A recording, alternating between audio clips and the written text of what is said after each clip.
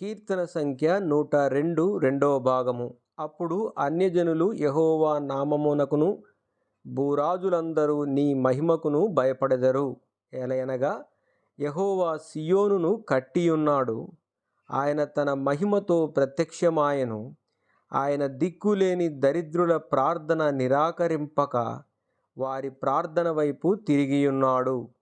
యెహోవాను సేవించుటకై జనములను రాజ్యములను కూర్చబడినప్పుడు మనుష్యులు సియోనులో యెహోవా నామ ఘనతను, యెరూషలేములో ఆయన స్తోత్రమును ప్రకటించునట్లు చెరసాలలో ఉన్నవారి మూలుగులను వినుటకును, చావునకు విధింపబడిన వారిని విడిపించుటకును ఆయన తన ఉన్నతమైన పరిశుద్ధాలయము నుండి వంగి చూచెననియు, ఆకాశము నుండి భూమిని దృష్టించెననియు వచ్చుతరము తెలుసుకొనున్నట్లుగా ఇది వ్రాయబడవలెను.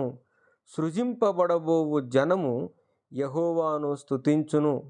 నేను ప్రయాణము చేయుచుండగా ఆయన నా బలము కృంగజేసెను, నా దినములు కొద్దిపరచెను.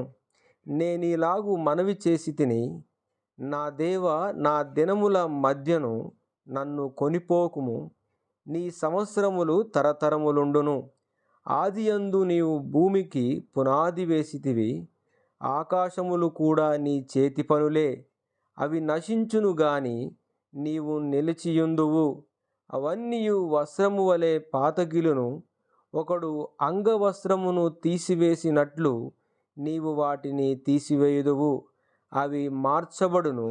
నీవు ఏకరీతిగా నుండువాడవు. నీ సంవత్సరములకు అంతము లేదు. నీ సేవకుల కుమారులు నిలిచియుందురు. వారి సంతానము నీ సన్నిధిని స్థిరపరచబడును.